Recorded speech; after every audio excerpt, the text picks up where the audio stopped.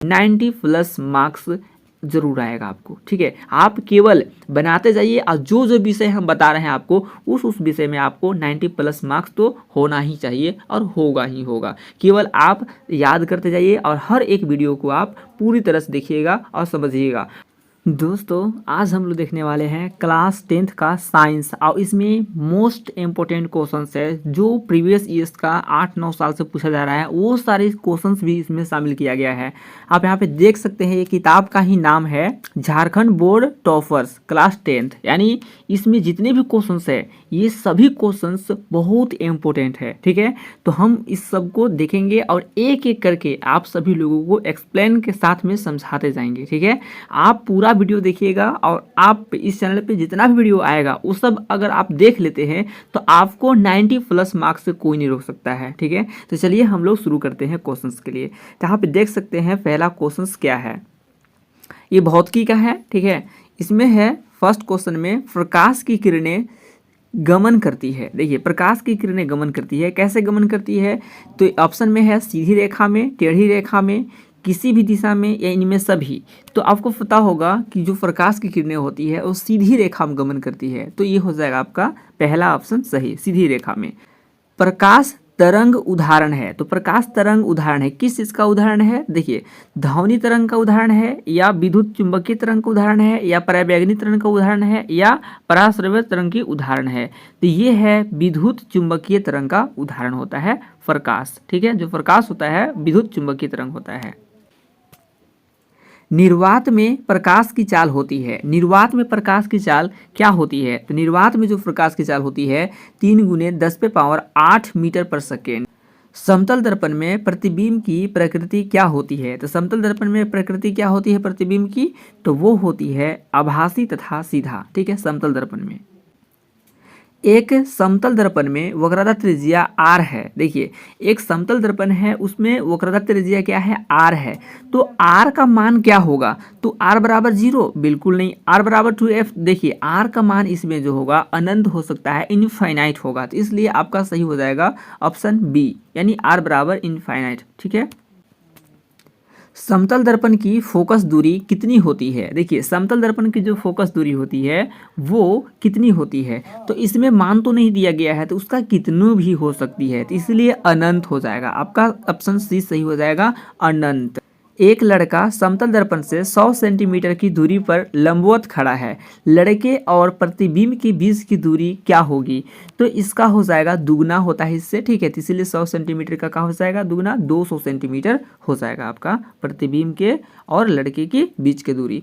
देखिए जो प्रतिबिंब होता है ना, अगर आप दर्पण के सामने खड़ा हैं तो आप जो हैं वो हैं बिंब, और जो दर्पण में दिखाई दे रहा होगा वो होता है प्रतिबिंब।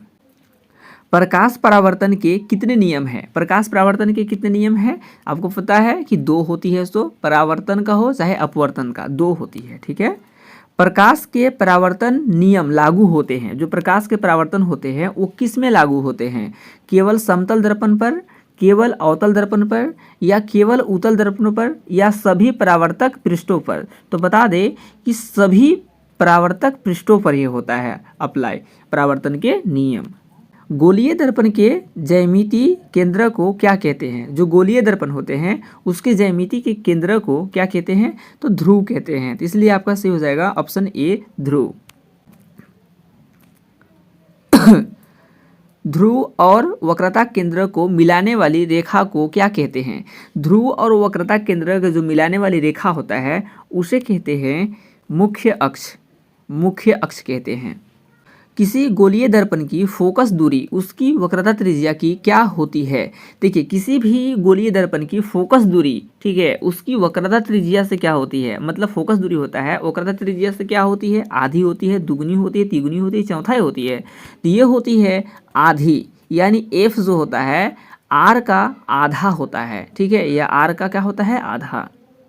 अभिसारी दर्पण है, देखिए अभिसारी दर्पण कौन है? तो ये उत्तल है, उत्तल दर्पण को ही अभिसारी कहते हैं। ठीक है, अभिसारी दर्पण।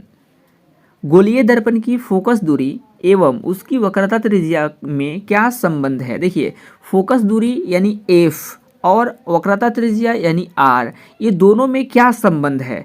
तो ये दोनों में संबंध है R बराबर 2F, क्या R बराबर 2F होता है, ठीक है। तो ये है संबंध। एक गोलीय दर्पण की वक्रता त्रिज्या 20 सेंटीमीटर है तो इसकी फोकस दूरी क्या होगी। देखिए आप पिछले भी वीडियो में पढ़े होंगे कि वक्रता त्रिज्या यानी ये R है हमारा 20 सेंटीमीटर, ठीक है। तो इसकी F कितना होगा, तो F बराबर फॉर्मूला क्या होता है R/2। अभी भी पढ़े थे कि वक्रता त्रिज्या का फोकस दूरी क्या होता है, आधी होती है ना।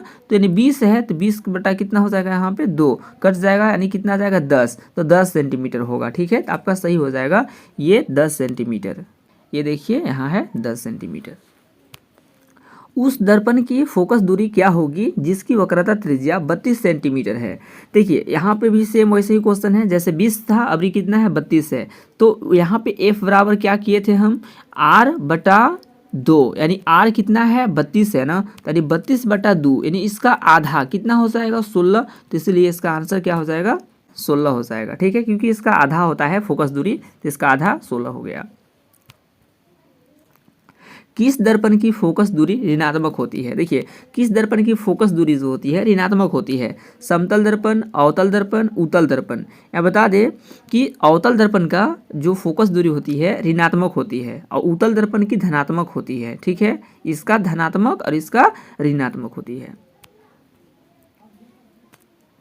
जब वस्तु अवतल दर्पण के वक्रता केंद्र C पर हो तो प्रतिबिंब कहाँ बनेगा। देखिए जब जो वस्तु है वो वक्रता केंद्र यानी C पर होगा तो प्रतिबिंब कहाँ बनता है, तो प्रतिबिंब C पर ही बनता है, ठीक है। ये हो गया C पर। हम लोग आरेख बनाने के लिए यानी आरेख खींचने के लिए बताएंगे आपको कि किस तरह से खींचा जाता है, सो ठीक है। किसी बिंब का अवतल दर्पण द्वारा बना प्रतिबिंब आभासी, सीधा तथा बिंब से बड़ा पाया गया तो वस्तु की स्थिति कहाँ होनी चाहिए। जो प्रतिबिंब है वो आभासी है, सीधा है और बिंब से बड़ा है, ठीक है, यानी वस्तु से बड़ा है, तो वस्तु को कहाँ होना चाहिए अवतल दर्पण में, ठीक है। तो वो होना चाहिए दर्पण के ध्रुव तथा मुख्य फोकस के बीच। तो दर्पण के ध्रुव और मुख्य फोकस के बीच होना चाहिए बिंब को। उस दर्पण का नाम बताएं जो बिंब का सीधा तथा आवर्धित प्रतिबिंब बना सके। उस दर्पण का नाम बताना है जो बिंब को, ठीक है, सीधा और आवर्धित प्रतिबिंब बना सकता है। तो कौन वैसे सीधा और आवर्धित प्रतिबिंब बना सकता है, तो बना सकता है अवतल दर्पण। तो इसलिए ऑप्शन ए सही है आपका, अवतल दर्पण। किस दर्पण का दृष्टि क्षेत्र विस्तृत होती है, ठीक है। तो किसका होता है जो दृष्टि क्षेत्र होता है ना वो पूरा विस्तृत होता है, तो वो होता है उत्तल दर्पण का, ठीक है। तो ये हो जाएगा आपका सही उत्तल दर्पण। वाहनों में पश्च दृश्य दर्पण के रूप में किस दर्पण का उपयोग किया जाता है। जो वाहन होता है उसमें पीछे का दृश्य देखने के लिए किस दर्पण का उपयोग किया जाता है, तो वो किया जाता है उत्तल दर्पण का, ठीक है, उत्तल दर्पण। वाहनों के अग्रद्वीपों में किस दर्पण का उपयोग किया जाता है। ये आगे के जो होता है ना, ठीक है, अग्रदीप यानी लाइट वाला होता है, हेडलाइट होता है, उसमें किस दर्पण का उपयोग किया जाता है, तो उसमें अवतल दर्पण का उपयोग किया जाता है, ठीक है, अवतल दर्पण का। सौर भट्टियों में किस दर्पण का उपयोग किया जाता है। जो सौर भट्टी होते हैं उसमें किस दर्पण का उपयोग किया जाता है, तो उसमें अवतल दर्पण का उपयोग किया जाता है सौर भट्टी में। मोटर चालक के सामने कौन सा दर्पण लगा रहता है। जो मोटर चालक होते हैं उनके सामने कौन सा दर्पण लगा रहता है, तो लगा रहता है उत्तल दर्पण, ठीक है, कौन सा, उत्तल दर्पण। दर्पण सूत्र है, देखिए दर्पण सूत्र इसमें से कौन है, तो दर्पण सूत्र इसमें से ये वाला है, लेकिन 1/v यहाँ पे प्लस 1/u होगा, ठीक है, ये आपका सही होगा। अगर इसमें माइनस कर देंगे तो ये लेंस सूत्र हो जाएगा। तो प्लस वाला जो है वो है दर्पण सूत्र, 1/v प्लस 1/u बराबर 1/f, ठीक है, ये हो गया आपका दर्पण सूत्र। किस प्रकार का लेंस वास्तविक उल्टा वस्तु के आकार से बड़ा प्रतिबिंब बनाता है। तो कौन सा लेंस है जो उल्टा वस्तु के आकार से बड़ा प्रतिबिंब बनाता है, तो वो बनाता है उत्तल लेंस। कौन सा लेंस बनाता है, उत्तल लेंस। तो ये हो गया आपका सही। इसमें निम्न में से कौन सा पदार्थ लेंस बनाने के लिए प्रयुक्त नहीं किया जा सकता है, यानी लेंस उससे नहीं बनाया जा सकता है, तो वो होता है मिट्टी। तो इसलिए मिट्टी आपका सही हो जाएगा। किसी शब्दकोश में दिए गए, यहाँ पे दिए गए होगा, छोटे अक्षरों को पढ़ते समय आप निम्न में से कौन सा लेंस पसंद करेंगे। देखिए किस लेंस से आप मतलब पढ़ना पसंद करेंगे, तो हम लोग करेंगे 5 सेंटीमीटर फोकस दूरी का एक उत्तल लेंस। ठीक है, 5 सेंटीमीटर होना चाहिए और वो उत्तल लेंस होना चाहिए। ठीक है, 5 सेंटीमीटर क्या होना चाहिए, उसकी फोकस दूरी होनी चाहिए। तो ये सी होगा ऑप्शन सही। यहाँ पे है किसी शब्दकोश के छोटे अक्षरों को पढ़ने के लिए आप किस प्रकार के लेंस का उपयोग करेंगे। तो जो लेंस होगा वो क्या होगा, उत्तल लेंस। अभी यहाँ पे देखे थे ऊपर कौन सा लेंस था। ठीक है, तो यहाँ पे भी देख सकते हो कि उत्तल लेंस था। ठीक है, यहाँ पे साथ में क्या दिया गया था, 5 सेंटीमीटर, लेकिन सवाल जो है सेम है। ठीक है, वहाँ पे लेंस नहीं पूछा था, केवल पूछा था आप किसे चुनेंगे, और यहाँ पे पूछा है लेंस। तो लेंस कौन सा, उत्तल लेंस। एक माध्यम से दूसरे माध्यम में जाने पर प्रकाश की किरणें मुड़ जाती है, तो किरण के मुड़ने को क्या कहा जाता है। जो किरण मुड़ता है उसे क्या कहा जाता है, तो उसे कहा जाता है अपवर्तन। ठीक है, आपको पता होगा कि प्रकाश की किरणें है ना, जब भी किसी माध्यम से गुजरता है तो उसका दिशा जो होता है चेंज हो जाता है। ठीक है, तो उसी को अपवर्तन कहते हैं, यानी अपवर्तन के कारण ऐसा होता है। इसमें स्नेल का नियम अनुसार होता है, यानी स्नेल के जो नियम होता है उसके अनुसार क्या होता है, तो उसके अनुसार ये वाला होता है, याद रखिएगा, माइक्रोमीटर साइन आई बटा में साइन आर। ठीक है, पानी में आंशिक रूप से डूबी पेंसिल के मुड़े होने की घटना का परिणाम है।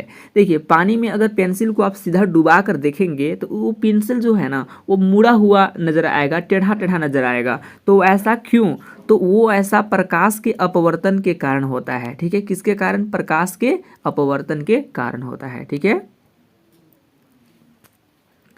किसी लेंस की क्षमता P और उसकी फोकस दूरी f में क्या संबंध है, यानी P और f में क्या संबंध है। तो देखिए P बराबर जो होता है ये शक्ति होता है, राइट। तो इसका होता है P बराबर 1/f, यानी पावर शक्ति। ठीक है, लेंस की क्षमता का एसआई मात्रक क्या है, तो लेंस की क्षमता का एसआई मात्रक क्या होती है, तो डायोप्टर, इसलिए हो गया डायोप्टर।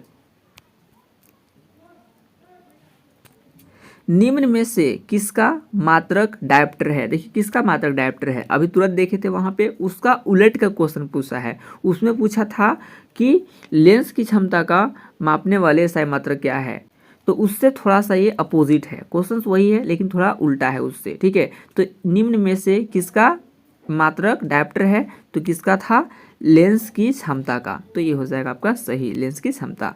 चेहरा देखने के लिए सामान्यतः किस प्रकार के दर्पण का उपयोग किया जाता है, चेहरा देखने के लिए किस दर्पण का उपयोग करते हैं, तो वो किया जाता है समतल दर्पण का।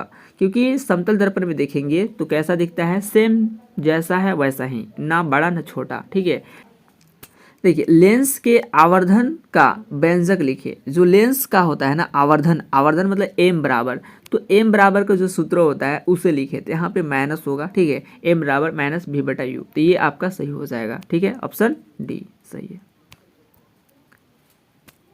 जब आपतन कोण 30 डिग्री हो तो परावर्तन कोण कितना होगा। आपको पता है कि आपतन कोण और परावर्तन कोण दोनों बराबर होते हैं, तो ये आपतन कोण 30 डिग्री तो परावर्तन कोण भी 30 डिग्री, कौन सही हो जाएगा, डी आपका सही है। मानव नेत्र में किस प्रकार का लेंस लगा रहता है, तो मानव नेत्र में उत्तल लेंस लगा रहता है, इसलिए सही हो जाएगा आपका ऑप्शन ए, उत्तल लेंस। आँख के रंगीन भाग को क्या कहते हैं, जो आँख होते हैं उसके रंगीन भाग को क्या कहते हैं, तो वो कहते हैं आइरिस। तो ये हो जाएगा आपका सही ऑप्शन आइरिस।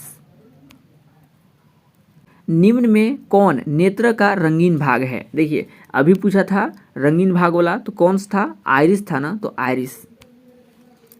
मानव नेत्र अभिनेत्र लेंस की फोकस दूरी को समायोजित करके विभिन्न दूरियों पर रखी वस्तुओं को फोकसित कर सकता है, ऐसा हो पाने का कारण है। देखिए कोई भी वस्तु है अगर उसको नज़दीक रखिए या दूर रखिए, उसे हमारी आँख जो है उसको फोकस दूरी को बदल करके समायोजित करके, ठीक है, उसे देख पाता है स्पष्ट। ये किस कारण होता है, तो ये होता है समंजन क्षमता के कारण। ठीक है, समंजन, यहाँ पे ऑप्शन सी नहीं होगा, यहाँ पे होगा ऑप्शन बी, समंजन क्षमता कारण। ठीक है, मानव नेत्र जिस भाग पर किसी वस्तु का प्रतिबिंब बनाते हैं वह है, यानी किस भाग पर प्रतिबिंब बनता है हमारे आंखों में, तो वो बनता है दृष्टिपटल में। तो इसलिए यहाँ हो जाएगा आपका सही दृष्टिपटल। सामान्य दृष्टि के वयस्क के लिए सुस्पष्ट की अल्पतम दूरी होती है लगभग।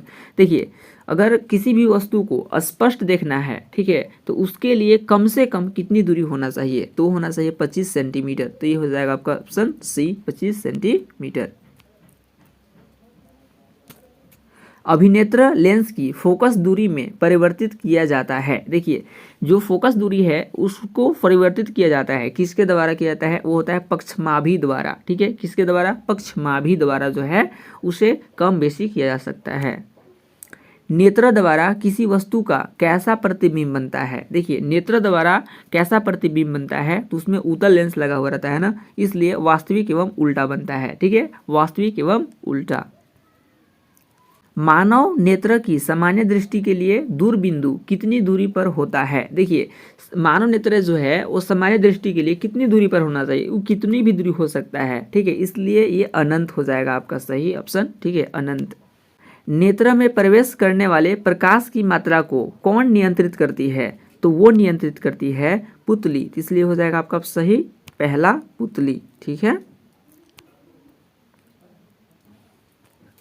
जब हम सामान्य नेत्र से किसी बिंब की दूरी में वृद्धि करते हैं तो अभिनेत्र लेंस से प्रतिबिंब दूरी, देखिए क्या होती है, प्रतिबिंब दूरी घट जाती है, बढ़ जाती है, या कोई परिवर्तित नहीं होता है, यानी कोई परिवर्तन नहीं होता है, तो कोई परिवर्तन नहीं होता है, इसलिए सी हो जाएगा आपका सही ऑप्शन। निकट दृष्टि को किस लेंस से दूर किया जाता है। देखिए निकट दृष्टि दोष होता है, उसे किस लेंस से दूर किया जाता है, वो होता है अवतल लेंस, इसलिए आपका सही हो जाएगा अवतल लेंस, ऑप्शन बी। श्वेत प्रकाश का अवयवी रंगों में टूटने की क्रिया को कहते हैं। देखिए श्वेत प्रकाश होता है ना, वो अलग अलग रंगों में टूट जाता है, तो उसे क्या कहते हैं, उसे कहते हैं वर्ण विक्षेपण। क्या कहते हैं, वर्ण विक्षेपण। श्वेत प्रकाश में कितने रंग होते हैं, यानी सूर्य के प्रकाश में कितने रंग होते हैं, तो आप पता होगा ना 7 प्रकार के होते हैं, 7 रंग। प्रकाश के किस रंग के लिए तरंग दैर्घ्य अधिकतम होता है। देखिए तरंग दैर्घ्य जो है सबसे अधिकतम होता है, अधिक होता है, तो लाल। ठीक है, लाल होता है ना, समझ के। प्रकाश के किस रंग का तरंग दैर्घ्य सबसे कम होता है। ठीक है, सबसे कम होता है वो ना, तो वो होता है बैगनी। ठीक है, कौन सा कलर होता है सबसे कम, बैगनी होता है। किसी प्रिज्म के द्वारा उत्पन्न वर्णक्रम में सबसे कम विचलन जिस रंग का होता है वह है। देखिए सबसे कम होता है विचलन, ठीक है, प्रिज्म के द्वारा उत्पन्न ना, वो होता है लाल। ठीक है, ये सही हो जाएगा आपका लाल। किसी प्रिज्म द्वारा श्वेत प्रकाश के विक्षेपण वर्णक्रम में अधिकतम विचलन वाला रंग है। देखिए अधिकतम विचलन वाला रंग कौन है, तो अधिकतर वाला जो होता है बैगनी। प्रिज्म वाला में कौन होता है, अधिकतर विचलन बैगनी होता है, इसलिए बैगनी आपका सही हो जाएगा। प्रिज्म के विचलन का कोण, देखिए प्रिज्म के विचलन का कोण सबसे अधिक होता है। ठीक है, तो किस में होता है सबसे अधिक, तो इसमें जो होता है सबसे अधिक बैगनी रंग के लिए होता है। ठीक है, बैगनी रंग जो होता है वो सबसे ज़्यादा विचलन कोण बनाता है। ठीक है, इंद्रधनुष बनता है प्रकाश के, देखिए इंद्रधनुष जो बनता है ना वो क्यों बनता है, कैसे बनता है, तो वो बनता है वर्ण विक्षेपण तथा पूर्ण आंतरिक परावर्तन के कारण जो है इंद्रधनुष बनता है।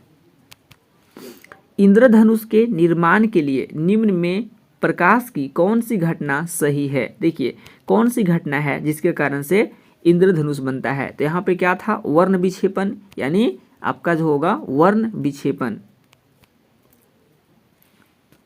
रात में तारे टिमटिमाते हैं प्रकाश के परावर्तन से, विवर्तन से, अपवर्तन से, क्यों। देखिए तो प्रकाश के अपवर्तन से जो है तारे टिमटिमाते हुए नजर आते हैं। ठीक है, आकाश का रंग नीले होने का कारण है। देखिए आकाश का रंग जो है नीला होता है, ऐसा कारण, ठीक है, क्यों, देखिए प्रकाश का परिकिरणन के कारण होता है ऐसा। ठीक है, क्योंकि जो परिकिरणन होता है उसमें सबसे ज़्यादा नीला होता है परिकिरणन। ठीक है, इसलिए नीला रंग का। वायुमंडल की अनुपस्थिति में पृथ्वी से आसमान का रंग दिखाई देगा। देखिए वायु की अनुपस्थिति में यानी वायुमंडल रहेगा ही नहीं, ठीक है, और उसको जब आसमान से पृथ्वी देखेंगे पृथ्वी को तो वो कैसा दिखाई देगा, तो वायुमंडल के कारण ही नीला होता है, लेकिन वो नहीं रहेगा ना, ठीक है, तो हमें काला दिखाई देगा। कैसा दिखाई देगा? काला। चलचित्र में किस सिद्धांत का उपयोग होता है? चलचित्र जो फिल्म टीवी देखते हैं ना उसमें, ठीक है, तो दृष्टि निबंध का होता है, दृष्टि निबंध।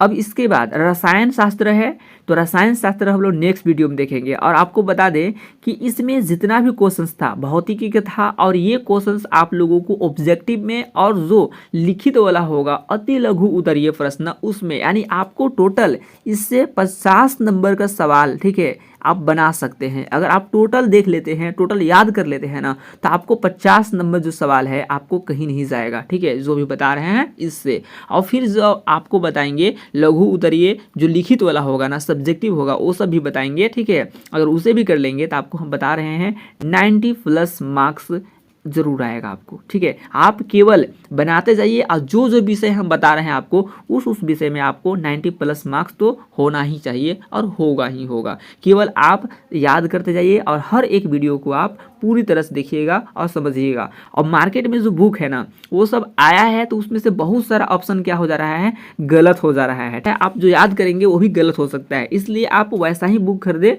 जिसमें सही ऑप्शन हो, जिसमें क्वेश्चंस का आंसर सही लिखा हुआ हो, ठीक है। नहीं तो आपका जो याद करेंगे ना वो भी बेकार हो जाएगा, ठीक है। तो इसलिए हम आपको अपलोड करते जा रहे हैं, आपको बताते जा रहे हैं, ठीक है। आपको कोई भी दिक्कत नहीं होगा। अगर कोई भी दिक्कत है तो आप कमेंट्स में ज़रूर लिखिएगा, ठीक है, हम उसको सॉल्व करेंगे। तो फिर मिलेंगे नई वीडियो में, तब तक के लिए जय हिंद, जय भारत, वंदे मातरम।